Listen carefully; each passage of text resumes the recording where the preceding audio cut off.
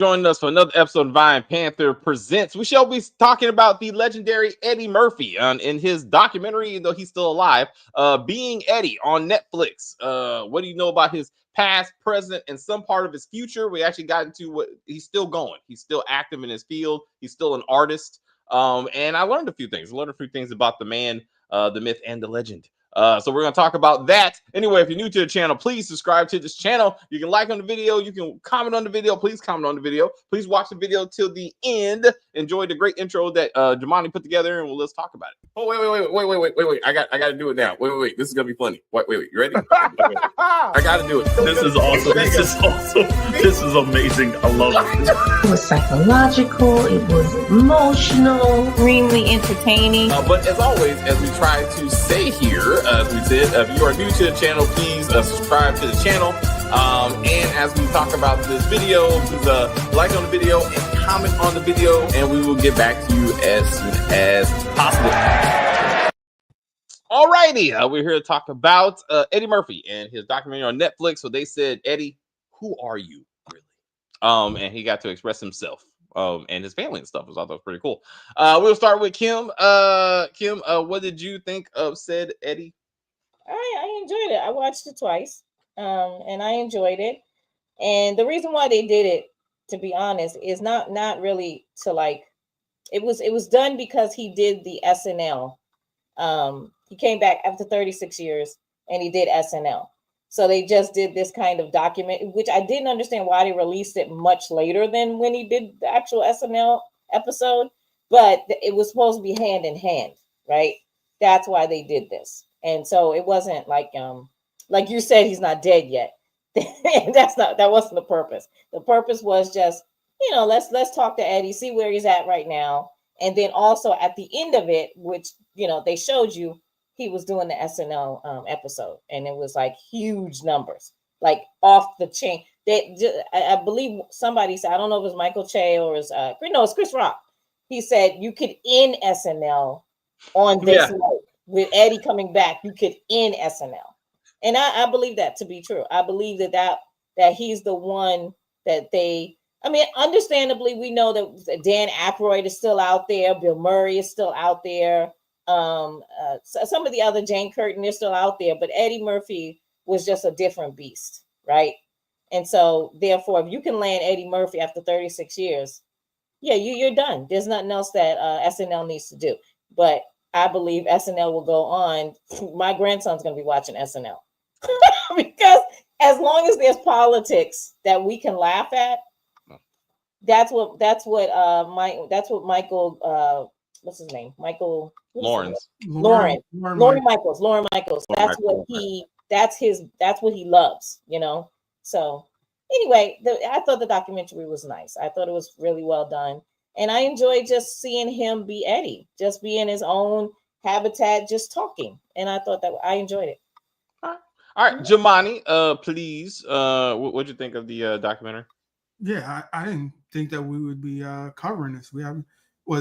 This is the first documentary we did since we did OJ last year. I see a lot of documentaries I want to talk about or watch, to be honest. To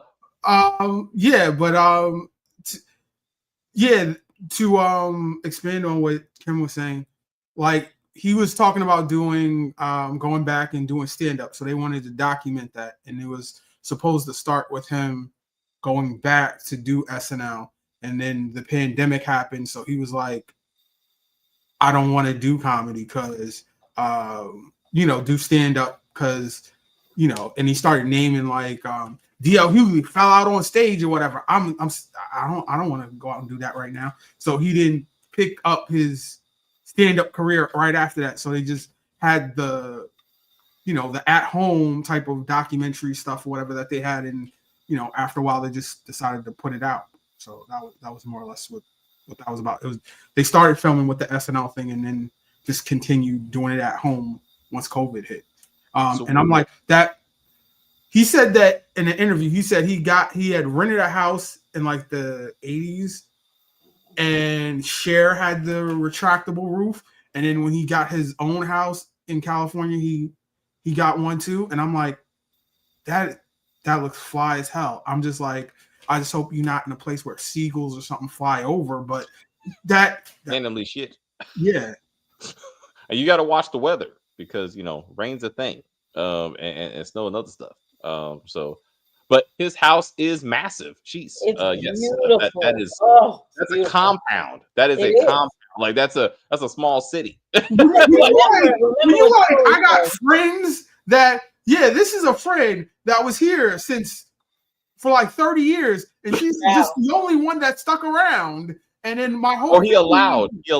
That's He still allowed, but alive. he said he That's banished still- other people. Yeah, he Like, said there they're were still people he alive, and banished. he banished the other ones. Yeah. Yeah, but and remember, you always say, David, like, why do rich people have their whole family or kids living with them? Eddie Murphy is one of those people. And so is Jamie Foxx. Jamie Foxx has like his divorced parents live with him, with their new people, in their lives, and his children live with him, except for the oldest one. His daughter lives with her husband, but still. Most of Eddie Murphy's kids, they still live on the compound with him because that's how he wants it. He wants his children as close as possible. And, his kids are like, some of them are in their 30s, like going into 40, but that doesn't matter to him. He has 10 kids. He loves all of them. He wants them around. That for me, Eddie Murphy is an exceptional dad from what I see on, what he gives us. Yeah. He's an exceptional dad, and he's always wanted to be a dad. And I think that he's doing the damn thing. Now, him as a husband, hey, I don't know, but him as a dad, he's doing the damn thing. So, And that's Jemani. I'm like, when Melanie B or whatever first told him that Mel he B, was pregnant, huh? Mel B, Mel B, Yeah, the yeah, Spice Girl. yeah. When she first told him that he was pregnant, he didn't take it that well. I don't know. He I don't know didn't. about the rest of his You know parents, why? but You know why? Because you don't sleep with someone and then lie to them, and then all of a sudden you pop up pregnant. You gotta read her. You gotta read her stuff.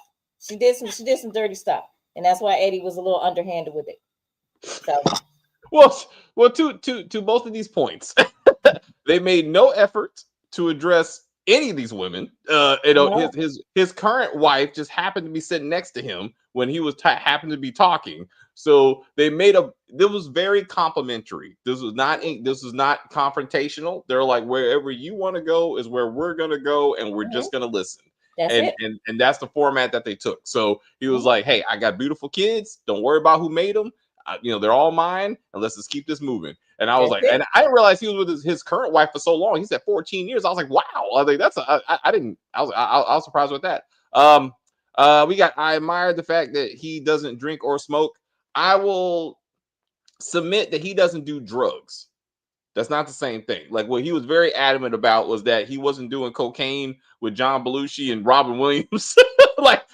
and he was Because he's smoking freebasing. weed now, for sure. Yeah, I mean, he had on some camera smoking. Yeah. Yeah, I mean, he was smoking, and that's the point. Like he was smoking something in front of them. Like it wasn't like the cigar next to Michael Jordan, but he was smoking something. Yeah.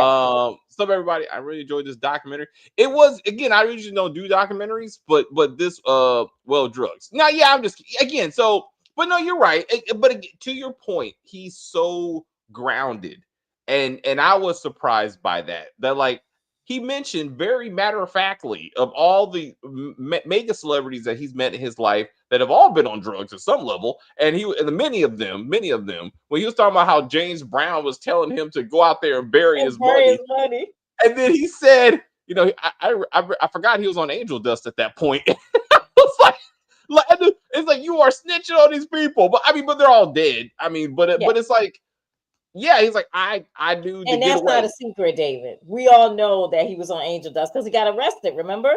Oh, okay. Yeah, well, I didn't know what drug. On Angel Dust. So he hung with James. So I love the fact that even Charlie Murphy, to this conversation, that Charlie Murphy, when he was doing True Hollywood Stories, he said when things started to get wild, Eddie left. Right, like he was very, and I thought, and I was like, it's interesting. He's trying to protect his brother to be like, hey, I don't, he don't do that shit. Like that's what I'm here for, I guess. But he was like, hey, I go with you to an extent, and then I move on because I ain't trying to get wrapped up in this stuff, and that's awesome, And he's like, I pray about things, and I'm trying to come from a home where his biological father was like killed by a lover, And then his stepfather, who clearly had a big impact on his life, was almost a functioning alcoholic. But he's like, that's my male role model. You know, I'm a boxer because of him. I learned my work ethic because of him. And that his comedy is what stopped his stepdad from drinking. Like, I was like, wow, like this is a life, you know, like this is a really interesting story, I thought. Mhm. Yeah, I thought it was nice. I thought, like, we all have parents that do things that we're kind of like, wait, your dad was an alcoholic, but he could have been the best dad ever. Do you know what I mean? Like, there are a lot of people who are raised by alcoholics or people who take pills. It happens because life is hard, right? And some people need a crutch, but it doesn't make them bad people. And I think that that's what Eddie was trying to say. Even though they had these issues, I'm here, and I'm like, I think that I'm a well-rounded person, because none of us are perfect, right? So I thought that the way that he described his life, his raising, I thought he did a really good job of saying, you know, they were dysfunctional, they had their issues, but I'm here, and I'm sure I'm living proof that my parents did what they did, and I'm fine, right? And so was Charlie. Charlie was fine. We know Charlie did his thing, right? Charlie was out there, but he protected his brother. That's one thing I thought was beautiful, that Charlie loved Eddie and protected him from day one. Day one, his mother was like, you're going to take care of your brother. You're going to make sure he's okay. I did the same thing with my son. Same thing. Protect your brother at all times. And I think that it's wonderful. And when he said, and I'm sorry, guys, I started crying. When he was looking at his picture with his brother, the one that he was 3 years old and his brother was in the picture, and he said, this is what broke up my mom and dad because she spent money on our picture. I was like, he said, I miss my brother. Whew! I felt it. I was like, he really, really does miss him. And it was really sad. Really sad. Well, to that point is when he also said he's lost a lot of people that he cared for, right? And he's like, you know, the memories come up and I touch them, but then I move on. Like I can't dwell in it, right? You know, and then you hear like he don't go to funerals, like he may help pay for people's funerals, but he can't show up, like there's too much for him. Yeah. And then you saw like Charlie's piano that he played at, and like it's still in the house and it's still there. And it's like, and right, like he's like, I acknowledge my brother, but I don't want to, you know, like I don't want to spend a lot of time on it. You know, that thing. He's like, but he was there and he's here, and I get that, and he's right? Still there. Charlie is still there for Eddie. If you really pay attention to what he's saying, Charlie is all around him, and he does touch the memory, and then he stops himself, because if he doesn't stop himself, what I'm assuming is that he will break down. He will break down, and I relate to that. I know, So it's pretty sweet. $85 million home is I mean, you would think so, especially in California, or you know, that would get a lot of money. Eddie is one of my Mount Rushmores for greatness comedians. Yeah. So thank you for that segue. What's up, Jamani?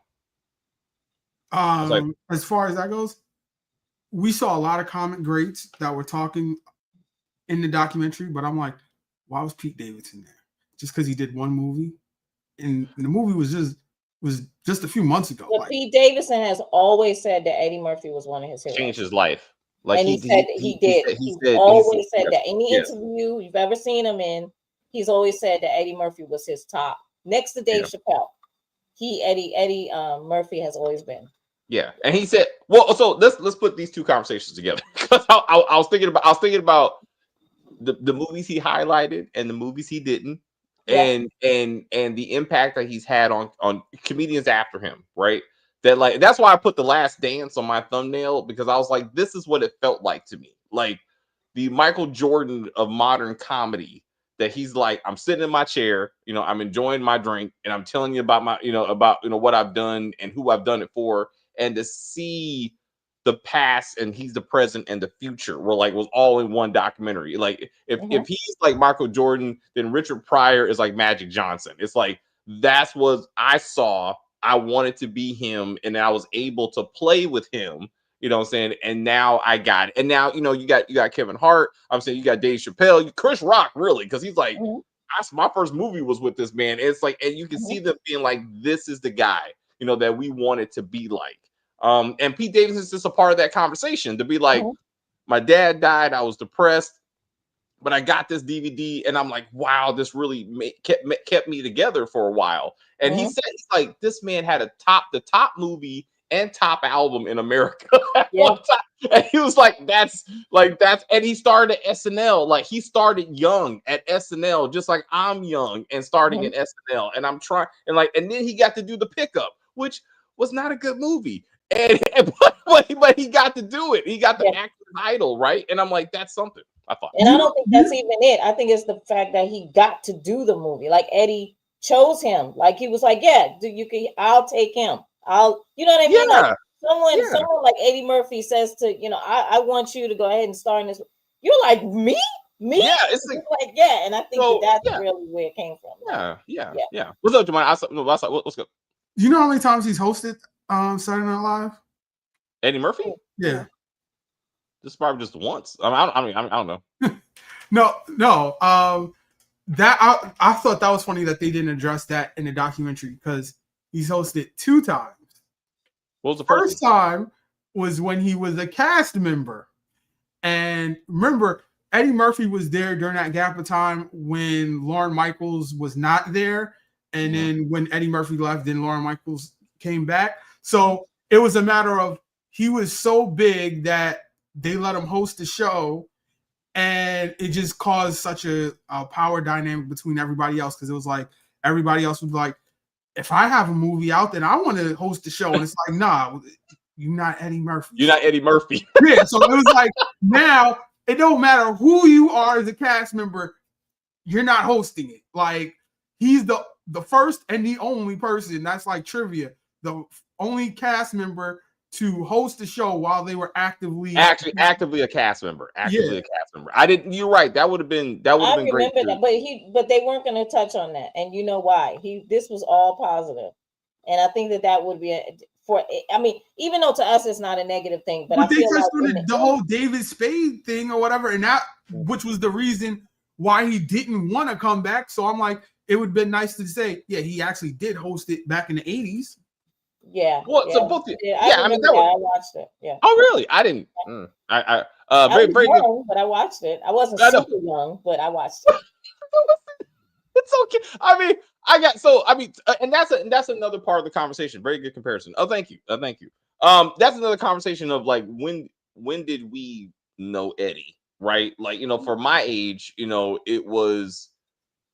I saw Trading Places and I was a kid, and that's just bad parenting. I remember Trading Places. I saw the next 48 hours in theaters, like Raw. I saw also bad parenting, but I don't remember like Gumby. Like I wasn't young enough. I wasn't old enough to remember Gumby is dead and Buckwheat and stuff like that. So I generally knew he was on SNL, but I remember his SNL days. You know what I'm saying? So it's a different perspective. When you be like, oh, I saw him transition from TV to mega super movie star and that kind of thing. Yeah. So did you watch it on SNL? I was young. I was in high school. I was like 16, 17 or something like that when Raw came out. And I enjoy. I just everything about Eddie Murphy at that time. It was just fun. Like he was different. He was different when he was a character on SNL. All the different characters that he brought to SNL. I believe Eddie Murphy was only on SNL for 2 years, and then he left to do movies. As a matter of fact, he wasn't even on there that long. No, he left when he should have left. You know what I'm saying? Like, they're offering you movies, go. And for some who did that on SNL, it didn't always work out, and they had to come back. And Eddie was one of those guys. He didn't have to come back. Yeah, he was no matter whether he had a good movie or a sucky movie, people still came out to watch it. Yeah. I couldn't believe I went to the movies. I took my kids to see Pluto Nash. Why? It was horrible, but it was Eddie Murphy. It was Eddie Murphy. You gotta do it. You gotta do it. And I took them, and I remember that cost me like $35 because I do the whole thing. I get the popcorn and the candy. I do all of that. And we watched it, and still, even though it was a bad movie, it was still Eddie Murphy. So I'm like, I'll watch him no matter what, So I just think he is a Richard Pryor for me. He is Bill Cosby. Like Bill Cosby, yeah, he has his issues, whatever. But at the end of the day, when you look at the things that he did that were good, right? Yeah. You can't take that away from him. You just can't. Dave Chappelle, he's doing the damn thing. Yeah. He's doing it. And Chris Rock, I'm not a Chris Rock fan. I think the best thing that Chris Rock does is stand up. Wonderful stand up. Horrible in movies. Horrible in movies. But I still put him in that sphere. In that tier. He is when they showed the SNL when I actually watched it, and when all of those men were on stage, black men, and you look at these comedians, I was so proud to be a black person looking at these men. Now, all of them have issues. Of course, we all do, but they make me laugh when I need to laugh because we live in such a horrible world now. And even then, these guys are the top. They are the top. And you know, a lot of the other ones that were the top, they're gone. But even Eddie addressed them, right? And that's like his thing with like Muhammad Ali, like his history of Muhammad Ali, like and the fact that he's like, you know, again, he came from a boxing, you know, like home, right? So when he was doing the thing like in a Nutty Professor, and I was like, oh, he's just playing. He's like, he played a boxer as a comedian. He's like, no, like I grew up like this, but he'd be like, I got to play with Muhammad Ali, you know what I'm saying? And like that was like awesome. I got to meet like a couple of presidents. Like he said, like, you know, celebrities wanted to meet me when I first came up. Like I loved the history of it. And I love what he referred to going to the to a comedy club as working out. He was like, I was filming. A lot of them look at that as working out. Yeah. But he's like, he's the first one to say it. Like you said, Chris Rock being a stand-up comedian who happens to act every once in a while. He's like, I gotta go. I used to go to the club to kind of work out jokes, but then like, you know, smartphones made it hard. Social media made it hard to kind of work my material. But he's like, I'm shooting a movie, but I'm going to comedy club so-and-so to work out. Like just to be like, I can still make sure I can hone my craft, you know, and be that. And I was like, that's awesome to be like, you know, because, and then my friend was like, well, like he did party all the time. Right. And I'm like, but he's an artist. Like I thought he said, I'm an artist, whether it's movies or it's stand up or it's, you know, whatever. Like, I just want to create and do different things, you know. He's a creative mind, but all of those guys that are on that stage, and even the ones that aren't, all of these men are creative, and women, they have a creative mind. So most of the time we don't know these things, but a lot of them can paint really well. They can draw, they can cook. Like, cause you know, cooking is a craft. It's a creation of something. So a lot of these guys, they are extremely creative and extremely smart. And we just see the comedy part of them. And I love that Eddie said, I am a creative mind. I can do music. I can do drama. I can do comedy, right? Yeah. He can do it all because that's the way his mind was made. And I thought, and even Charlie was like that, right? Charlie can do it all. He could do it all too. And he was a creative mind. So I love that he said that, because that's exactly what most comedians are. Very creative minds. Yeah. Well, so him to be like, again, he put, like he said, he pushed his music thing. Well, Jumaane, so looking at his career, I was gonna ask you, like, what is your favorite Eddie movie and why? If you were asked to pick one. I don't know, Nutty Professor. I guess that's the most like iconic, I guess. Okay. Why?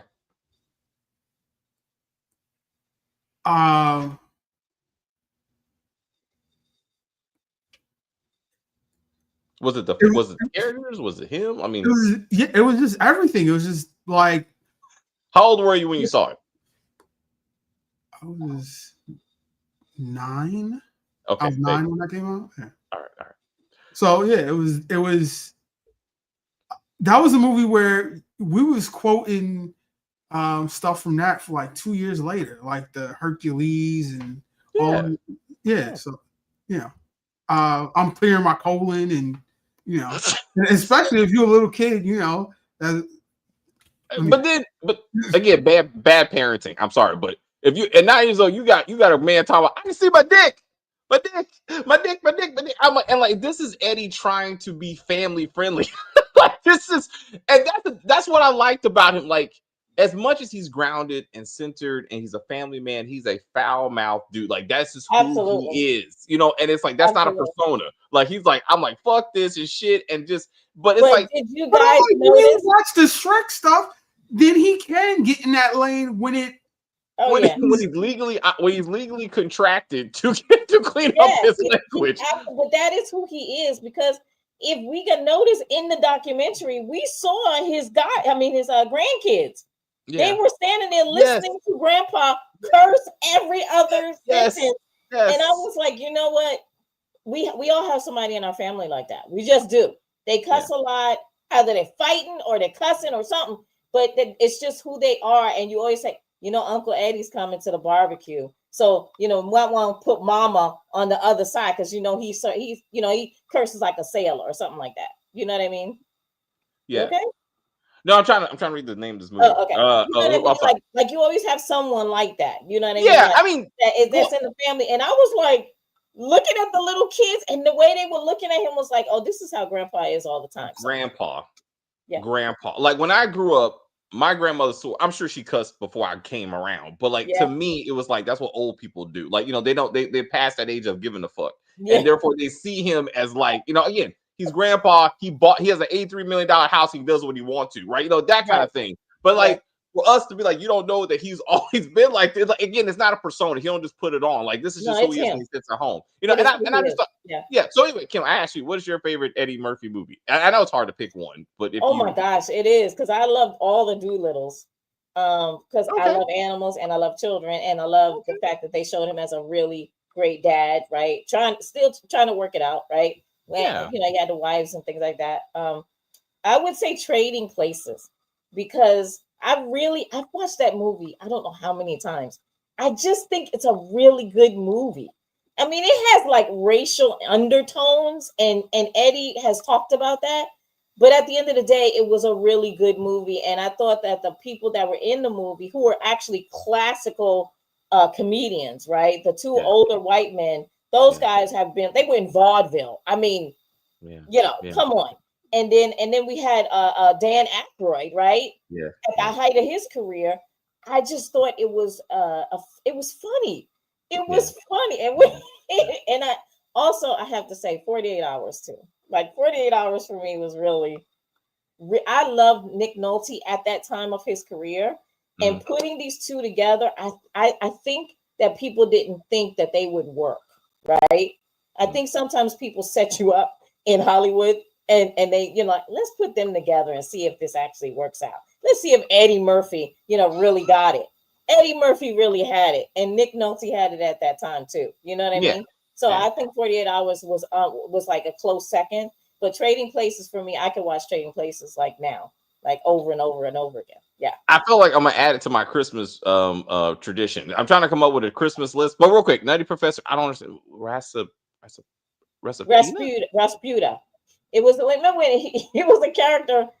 It was the heavy set character. That was Norbit. Thank you. That was the movie Norbit. Norbit. That's it. Yeah. Okay. Thank you. I was like, that's a movie? Like that's okay. So Nutty Professor, character. Norbit, and then all the Beverly Hills Cop movies. Thank you. That was his boyfriend. Yeah.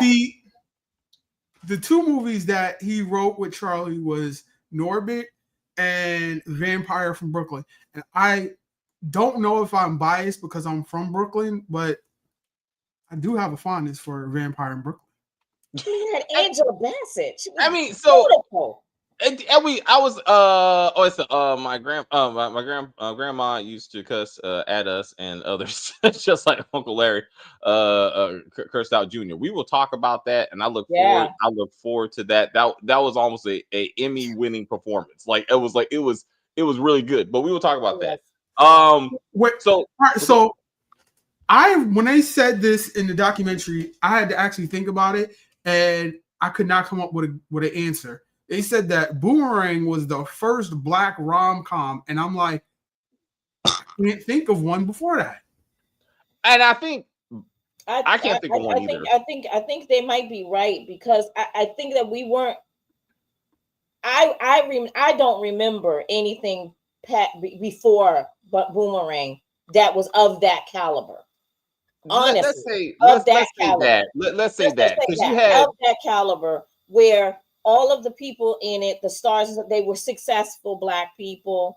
You know, like Marcus was, you know, he was an executive. Halle was an executive. You know what I mean? Like I felt like that showing us in that light, Boomerang did it the best, I would say.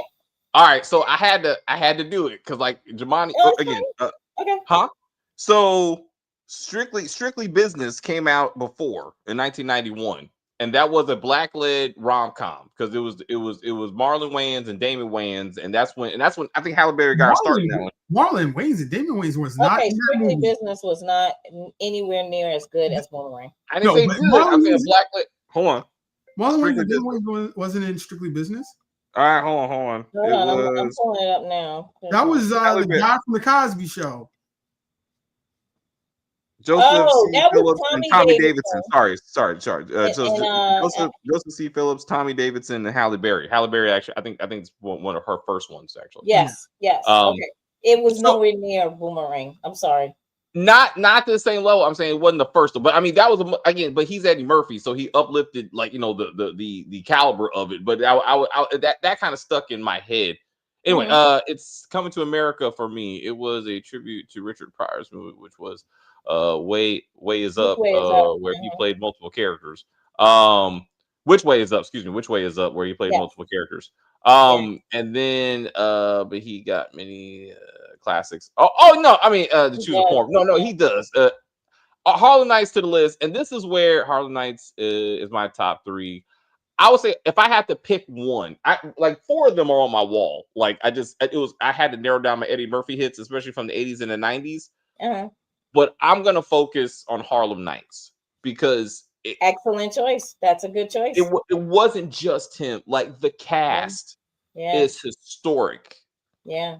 You have never seen, and I don't think you ever will, that many high caliber actors, you know what I'm saying, especially black actors in one movie, because they start dropping off like right after that, you know, really. So to see Richard Pryor, you know, a Red Fox, you know, like I was like, there's so many. Like you got Sunshine in there, and then she became something like and then I think the only reason Halle Berry wasn't in it because Robin Gibbons was. They probably couldn't have them both in there, but it was just so many iconic actors that he was that was his dream team to be like, if I could do a movie with everyone I know and I admire, it would be this movie. And then his brother was in it. Like he was like, even Charlie got some, Arsenio got some, and I'm like, I mean, it was, and then he didn't. And you have the guy from The Family Business in here because that's the only thing I know. Yeah, that's what I'm saying. He was like, like you cannot beat fucking old boy sitting up there talking about Bugsy told me to cut his throat, so cut it. I was like, oh shit, Eddie did like, on camera. He was like, like it was classic. Like that movie didn't win shit. That movie was outstanding. Like that, and I was like, if I have to you gotta give him credit because that was the only movie he's ever directed. And he did it like and to hear like Arsenio Hall is such a good friend and a fanboy that he was like, Eddie was like, he just hovered above us, and to have him like direct his heroes, right? Like imagine Michael Jordan in his day, like coaching Magic Johnson in a game. And they're like, what? Like you're only the dream team going to the Olympics is close to that, but to be like, I get to tell these not in the back. Like I need you, Red Fox. I need you to look up and wear these glasses. I'm telling you, it's gonna kill it. And it was like, yes. And they trusted him to do it. That's the thing. Right. Like these are older comedians who have a certain way of doing what they do, and they were like, you know what? Go ahead and allow him to do his thing. Because Richard Pryor did not want to do it, right? Because Richard Pryor has an ego that is the size of Kansas. Like he was like, no, I don't want this young guy telling me what to do. But towards the end of, Richard Pryor's life, and he actually stayed around for a bit longer, actually. He was like, no, let me let this kid do his thing. And also other people had to talk to him, like his daughter and, some other people convinced him to do it, and he did it. And that is a classic. It is a classic. It's a wonderful movie. It's very hard to watch for me because it makes me cry. only because I know these characters. I know these older comedians, right? Because my parents used to watch them, and I'm sneaking, looking. Not supposed to be. I'm supposed to be in bed, but I'm peeking to, to see these comedians. My older sisters, they watching them, and I used to sneak to watch these people, and I was like, Red Fox. I mean, come on, Red Fox, Della Reese, like. Okay. So Red Fox is my favorite comedian, and I believe Pryor was the best to ever do it. Such a great cast, and it was. Mm-hmm. And then Pryor, they showed in the documentary where he was being interviewed, right, and he had to say something nice about Trading Places. He was like, "Damn it, I'm mad, but it's a good movie." And to realize that he and what's his name, Gene Wilder was supposed to be in that movie, and they were the go-to like biracial team for a little bit. Yeah. You know what I'm saying? Yeah, they were. And it's their movies are good. Right, Hear No Evil, See No Evil was the last one I saw, like, of them, like in the drive-in. I went to a drive-in and saw that movie, and I was like, but he burned himself up, like the drugs got to him, and it's like, that changed that, that gave Eddie Murphy the opportunity, and that became an iconic movie, and for him to accept and to be like, I'm handing it off to this guy. I mean, what I'm saying, and that's okay, right? And that's the way it had to be presented to him. That's the way it had to be presented to him, according to his daughter. Eddie's not trying to be better than you. He's trying to lift. He's trying to lift everybody up, because at that time those people were struggling. They didn't have any money, but he was like, "I'll pay you whatever you ask me, because because I want you in this movie." And he did what he promised, and I thought that was really good. I have a question for you guys, and also to cut the chat. So you know how there's always like this really big deal about Black comedians putting on a dress and portraying women, right? Okay. Now we know we had Flip Wilson when I was a child, like an actual child, shouldn't have been watching Flip Wilson, sneaking watching Flip Wilson, okay? And he had Geraldine, and he did a fabulous job as Geraldine, okay? We also had like white comedians who were doing that. Absolutely. They were doing it, and it was and still do. And still do. And I'm saying, and so we had Martin and we had Eddie, and why is it Red Fox do it? Why is it that Tyler Perry and anyone after Tyler Perry gets all this flack for doing what the kings of comedy back then were doing? Why is this a big deal? We love to see the clumps, right? We love that family. We thought that the mama was like, "Okay, baby, we've seen him," and Martin too. We saw Martin, be aggressive as a woman. Why is it that Tyler is getting all this flack from other Black comedians when the guys who are like the Mount Rushmore of comedy did it first? Hold on, real quick. I love the way he was on film and his comedic heroes before they passed away. That was awesome. And real quick, so Coming to America, absolutely. Harlem Nights, absolutely. Vampire in Brooklyn and The Golden Child. Golden Child, can I have the knife?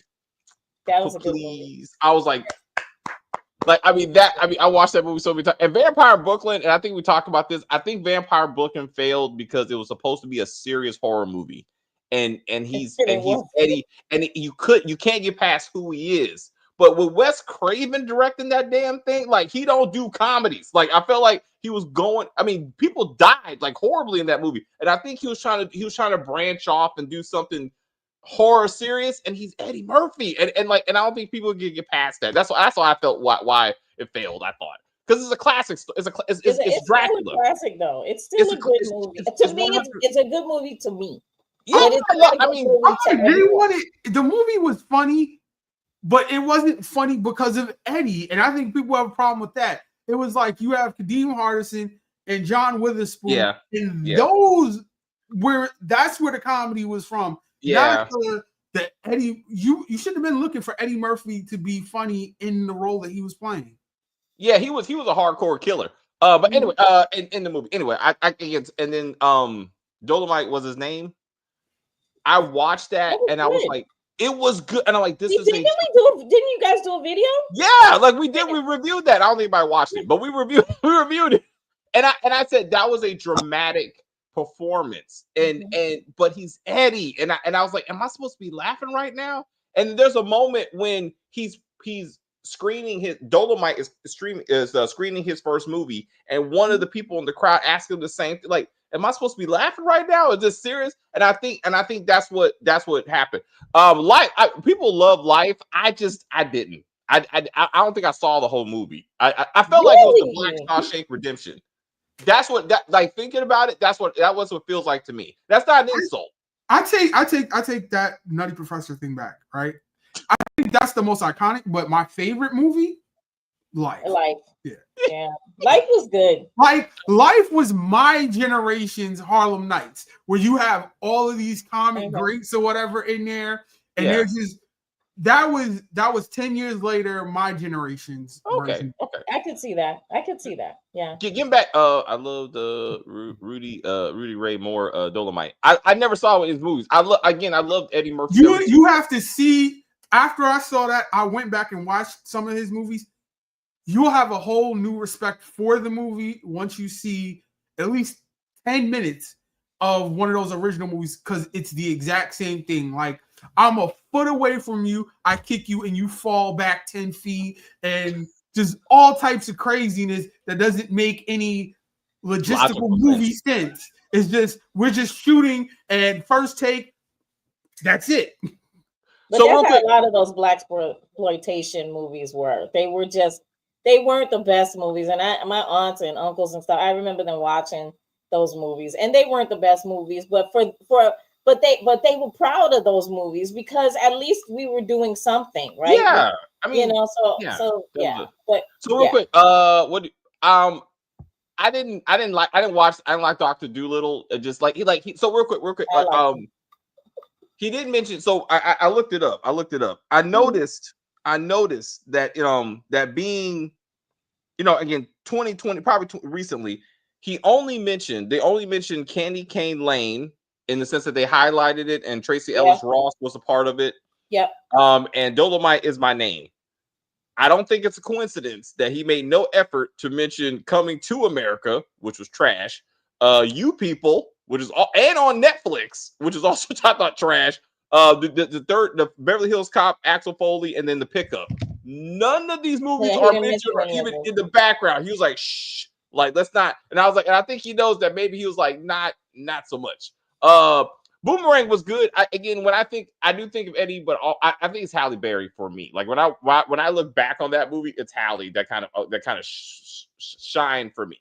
But I mean Eddie, it was a great cast, and I didn't even know it was all black. I mean, no. Old girl who was like Afterbirth. Like I was like, Eddie must have. Grace Jones. Like Eddie. I was like, Eddie Murphy wrote this shit. Yeah. It's like, I'm like, what the fuck are you talking about? To be like, I was like, Afterbirth. I'm like, damn it, Eddie. Like, you can't let this man just go wild. Like, you gotta bring him in a little bit. And like, I think he said that about Vampire in Brooklyn. He's like, when you're basically in the echo chambers, they call it. You think you can do anything, and then people on the payroll basically tell you can do anything, right? And then you start doing stuff, and then you go, maybe you can't do everything, like that. But you don't know until you try. You don't know until you go out there. And he's like, I could do. Oh, that's the other thing. When Coming to America, his Jewish character and his old barber were so good that even Jesse Jackson was like, it's good you let older people into. Like, what are you talking about? The two guys at the bar. That was me. Like I was like, people didn't know that. It wasn't just Jesse. A lot of people didn't know that was him, especially the Jewish guy. Like, because the first time Eddie Murphy ever did that was on SNL. He did it one time on SNL where he played, well, not a Jewish guy, but he played a white guy, and he walked through New York City on buses and things like that. And to show, how you're treated differently when your skin is, a different color. Yeah. And him being a Jewish guy in that, oh my gosh, that was the funniest. It was hilarious. And he really did a good job doing that. I didn't see Mr. Church.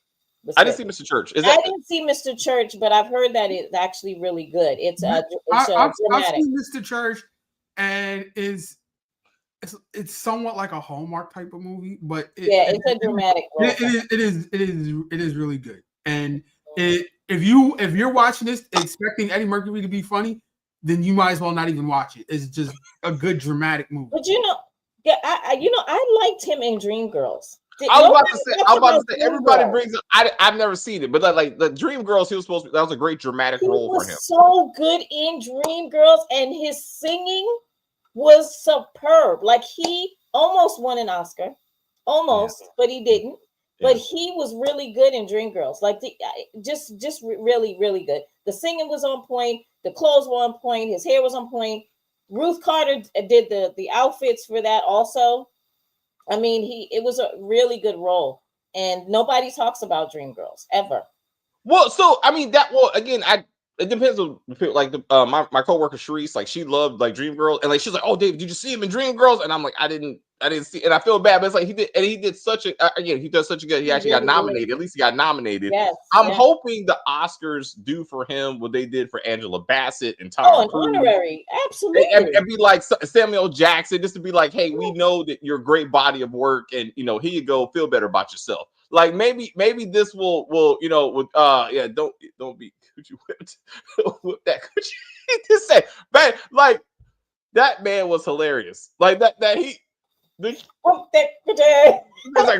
like when he said bam, like he said, like you gotta coordinate. What about when he was coming out the bathroom and he was like, dude, I was like, God damn it. I was like, Eddie Murphy, why are we doing this shit? Jimmy got sold Dreamgirl. No, when she said love should have brought your ass home last night, like Tony Braxton's career got launched off of that. Like I was like, oh shit, like she did the soundtrack for that. Like I was, I mean, again, that was probably the last time we saw Robin Gibbons in something, like for real, like seriously. And I was like, because she's another one thought she was gonna go somewhere, and then she didn't, never, but it didn't work out for her. It did not work out. Stacey Dash, they need to be roommates because both of those young ladies thought that they were the, you know what I'm saying? Yes. And they are the two that are left on the floor. They are the two that nobody cares about. Yeah, you are I would love to see those two like do some kind of like rom-com, like something to be like that would be awesome. They'll probably get them in a reality show, but to see them like try to act through it, like at their age, like that would be good. John Witherspoon, thank you. Eddie had to argue with management to get John Witherspoon and Boomerang. Oh, really? Oh, okay. I mean, so I mean, it was a great cast, and like I said, he had so many times. I was like, if Eddie's in it, almost. But anyway, back to the stand-up. If he's like raw is the last thing I do, like that's okay, right? Like you sometimes you want to end on top. Like Jordan coming back and playing for the Wizards, no, like he shouldn't have did that. Like he should have been like, I had my rings, I did my time. And now I'm gonna move on to do some other shit. Like sometimes you got to end on top and just be like, "That's okay," Absolutely. And to me, because he was joking on Jimmy Kimmel when he was promoting the Being Eddie, and he was like, they brought him because he had all the different puppets, right? And then Jimmy Kimmel said, "Here goes an Axel Foley puppet of you, or whatever," right? And he was like, "This don't really look like me, but all right." So he was like, "I'm supposed to go back out and do stand up or whatever."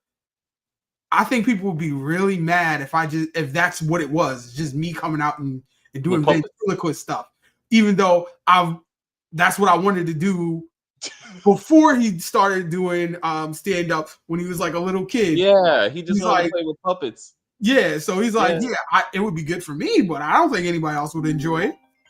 But he is we gotta wrap this up because we definitely gotta get to the family business, but. His ventriloquist work was flawless. Like his voice work, because he's been doing it since he was little. Like when they showed his Christmas and his mom. I was like, that right there. His mom knew he was a creative mind because when she was saying to him, "Who's Eddie's voice? Who's Eddie's voice?" Yeah, that right there showed she knows her child. She knows his mind. You know what I mean? Yeah. And and I feel like she nurtured him. Right. That's what moms do. When they see that there's something that you're outstanding, like you're concentrating on that more than anything else, she helped to nurture him. And I believe all of them did. I believe his whole household, but I believe as his mom, she really was like, I'm going to buy you this ventriloquist, the puppet. I'm going to get this for you because she wants to nurture him and see where it goes. Right. Yeah. And I thought that was just a beautiful moment. Like when they showed that, Yeah.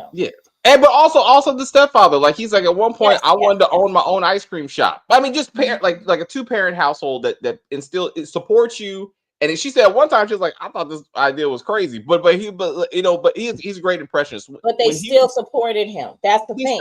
They still support, yeah. But when he was going back and forth with Bill Cosby and Richard Pryor, yeah, like that would be awesome to see his mind like that. But to the point, he does pull punches. Like he's like Bill Cosby. He's like, hey, when I put in that Jello pudding pop, don't worry about that. Like he has no problem like going after people. Like when he did the whole Will Smith thing at an award show, I think he was just presenting. He won. I thought. No, he won. That was after he won, when he was like, "There's 3 things that you do," or something like that, and he named one of them was, keep Will Smith's name out of his motherfucking mouth. I was like, hilarious. Like Nicole Murphy was fine. I mean, so again, it's just, he had a roster. She's a beautiful woman. She's very beautiful. Yeah, now, what's the greatest wife in the world? I don't know. Who knows? Sharice wanted to get in. Anyway, okay, 3 minutes. So they didn't address the trans issue. They didn't do that. Why? That was so long time ago. To your point of not being contentious. Again, what happened to the mothers of these kids? Like, there's things that they were like. Because remember, this is Eddie Murphy, and he is in absolute control. He has earned the right to control everything he puts out into the world.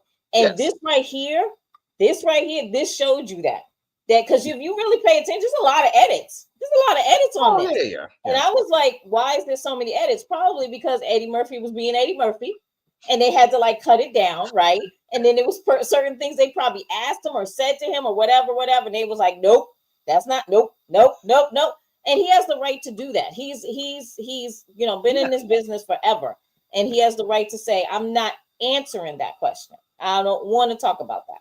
But also, again, Last Dance was like 3 or 4 episodes. You know what I'm saying? Like this, still like we gotta get this down to like a good 2 hours or so. So like a career like that, you can go on about you can did one for each decade and been like where were you in the 80s and the 90s, and that would have been like 2 awesome ones, right? I mean, just to stand up separate from even the movies, right?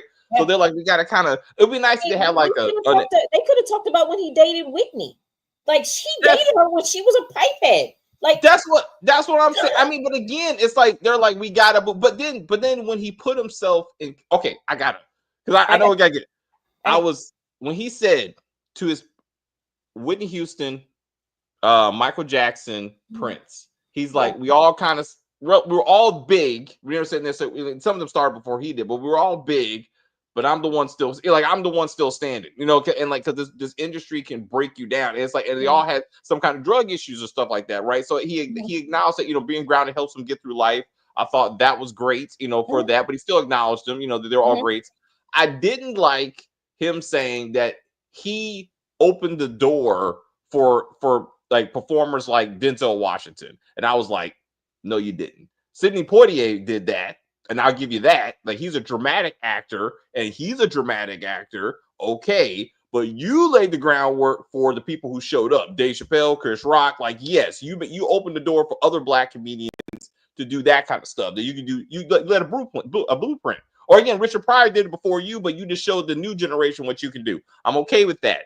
But Denzel, that's a whole different thing, buddy. You know what I'm saying? And he's an Oscar winner. I'm like Sidney Poitier. He had some movies, but I don't think he had box office like Eddie Murphy and Denzel. I think he did for his time, yes. And again, but if you look at you have to look at the documentary for Sidney Poitier because I watched it recently, and he did for his time. He was a rock star. Yes, and for his time, he had a couple of movies that were up there. And I would say the one who did not have who wasn't like that was Harry Belafonte. Unfortunately, even though he was the light-skinned one, and you guys know what I'm saying, at that time that was a big deal, right? He did not. He was the one, and him and Sidney were best friends, like best brothers, right? Yeah. And Sidney surpassed, he surpassed a lot of them. Yeah. And even though he was actually Caribbean, and Caribbean Black at that time was worse than just being Black, and he still was able to do it. No, seriously, it's true. And Oscar, baby, like he got he came home with the trophy. You know what I'm saying? So I just putting like people with like people. Is what I'm saying. But this is a good point, and then we got to get there was no Martin Lawrence, which is true. That is a huge gap. Like we're like I mean, we don't know. Could Martin Lawrence not have been available? I mean, we don't know. Martin Lawrence should have been in this family photo right here. Yeah, I mean they're family now. But anyway, I'm sorry. Kim, you bring a great question. We got to go though. But we can talk about that next time we do a Tyler Perry thing. Let's do that. Why does he get shit for being in dresses? No I didn't forget. All right. We got to go. So everybody, thank you very much for hanging out with us. We greatly appreciate it. We're going to get to the family business. It was an outstanding thing. Like, comment, share, and all that kind of sweet stuff. And we will see you for the next. I will say thank you guys very much for hanging out with us. I see people watching, people in the chat. I enjoy The View very much. I don't know what the fuck I was watching. Rewatch this when we're done. Rewatch this. You'll see what we're talking about. You're gonna be like, oh shit, Hilarious. Absolutely hilarious. You want to go there? Do your thing. Fuck that shit. But anyway, please like and share and comment on the video and all that kinds of stuff. As they say, we're just gonna end this broadcast and say bye.